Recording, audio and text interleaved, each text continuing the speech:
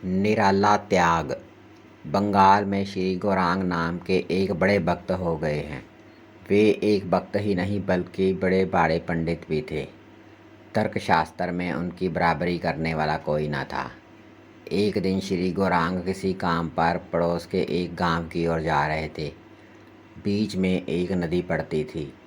गौरांग एक नाव पर चढ़ गए और नदी पार करने लगे। नाव पानी को चीरती हुई धीरे धीरे आगे बढ़ने लगी। वहाँ का दृश्य बड़ा मनोहर था। नदी के दोनों किनारों पर घने पेड़ों की कतारें खड़ी थी। दूर से पहाड़ों की चोटियाँ दिखाई देती थी।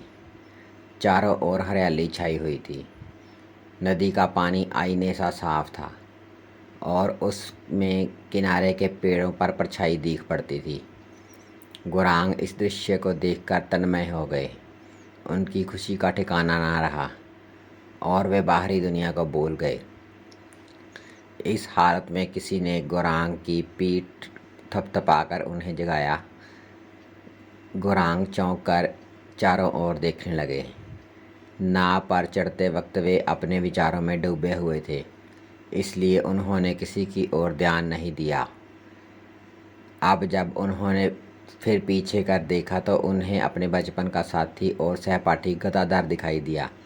उन्होंने कहा, अरे गदाधर, तू यहाँ कैसे?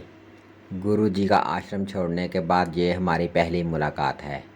भाई, तुम्हें देखकर तो मैं फूला नहीं समाता। दोनों मित्र बचपन की बातें याद करते हुए सुध बुध बोल गए। अच्छा, तुम्हें याद है तुमने गुरुजी से क्या वादा किया था? तुमने कहा था कि मैं एक ऐसा तर्कशास्त्र लिखूंगा जिसे देखकर सारा संसार दांतों तले उंगली दबा लेगा। क्यों, बोलो, याद है ना? गदाधर ने पूछा। हाँ, याद है, और मैंने अपना वादा पूरा भी किया है। लो, ये देखो, तुम इसे पढ़कर खुश हो जाओगे। ये कहते हुए गौरांग ने एक पुस्तक गदाधर के हाथ में दे दी। गदाधर ने वह पुस्तक खोलकर बड़े उत्साह के साथ पढ़ने लगा। पहले उसके मुंह पर आश्चर्य के चिन्ह दिखाई दिए, लेकिन पीछे उस पर उदासी झलकने लगी। थोड़ी देर बाद वह आगे न पढ़ सका। उसने किताब बंद करके गौरांग को लौटा दी। उसके मुंह से कोई बात ना निकली। ये क्या गदाधर, ये कैसी उदासी?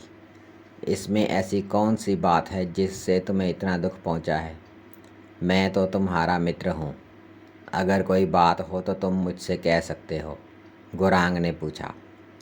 गदाधर ने कोई जवाब ना दिया। उल्टे उसकी आंखों से आंसू बहने लगे।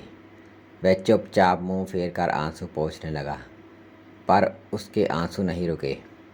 लाखों किताबें पढ़ने और सैकड़ों किताबें लिखने से क्या फ़ायदा है, जबकि मैं एक मित्र का दुख दूर नहीं कर सकता। हम बचपन में कितने सुखी थे।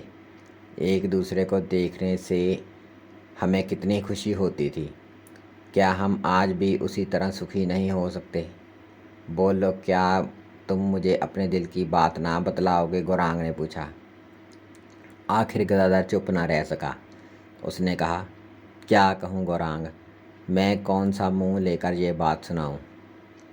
तो भी सुनो, मैंने भी जीवन भर तपस्या करके तर्कशास्त्र पर एक पुस्तक लिखी है, लेकिन आज तुम्हारी किताब पढ़ने के बाद मुझे पता चला कि मेरी लिखी किताब किसी काम की नहीं है। हाय, अब मैं सोचता हूँ कि मेरी सारी मेहनत बेकार गई। ऐसी पुस्तक ना मैं अब तक लिख सका और ना ही आगे कभी लिख सकूँगा। गदाधर एक ठंडी सांस भरकर चुप हो गया। इतने में काले काले बादल गिर आए। ऐसा मालूम होता था कि थोड़ी देर में ज़ोर ज़ोर से पानी बरसने लगेगा। इन दोनों मित्रों के हृदय में भी तूफान चल रहा था। वे पानी की ओर देखते चुपचाप बैठे रहे। इधर गौरांग मन ही मन सोच रहा था कि गदाधर का दुख कैसे दूर किया जाए। उसे कोई उपाय न सूझ रहा था। वह पुस्तक अपनी जांघ पर रखे थोड़ी देर तक यूं ही सोचता रहा। न जाने उसे अचानक क्या सूझा कि उसने किताब उठाकर नदी में फेंक दी। गदाधर चिल्लाया, गौरांग, ये तुमने क्या किया? क्या तुमने समझा कि इससे मेरी उदासी दूर हो जाएगी और मुझे खुशी होगी? तुम्हारे इस त्याग से तुम्हारा यश तो अमर हो गया। लेकिन मेरे मुंह पर कालिक पुत गई। सचमुच मुझे तुम्हारी पुस्तक देखकर तुमसे ईर्ष्या हुई थी, लेकिन पल भर के लिए। क्या इतनी सी बात के लिए तुमने संसार को एक अमूल्य पुस्तक से वंचित कर दिया? मैंने सोचा था कि मैं अपनी पुस्तक गंगा में बहा दूंगा, पर तुमने खुद ही ये काम किया। हाय, तुमने ये क्या किया? अब हाथ हाथ मल कर भी पछताने से क्या होगा। इस तरह मैं बहुत शोक करने लगा, पर उस समय गौरांग के मुख पर एक दिव्य ज्योति खेल रही थी।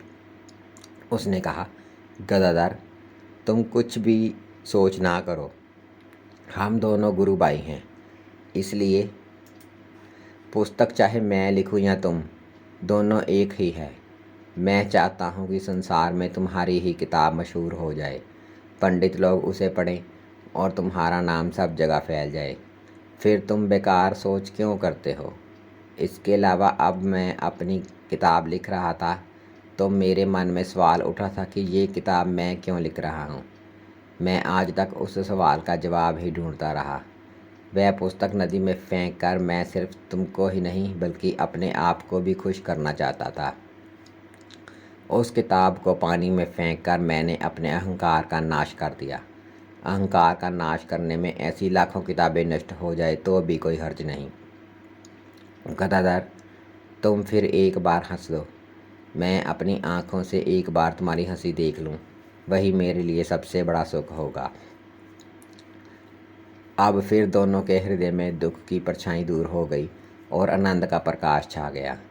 दोनों फिर पानी में देखते चुपचाप बैठे रहे, पर फर्क ये था कि इस बार दोनों मित्र एक दूसरे के कंधे पर हाथ रखकर प्रेम के साथ बैठे हुए थे।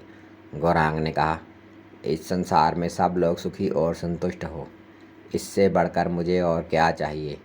मेरा आदर्श यही है। तुम्हारे होठों की हंसी देखने के लिए मैं ऐसी लाखों किताबें न्यौछावर कर सकता हूँ।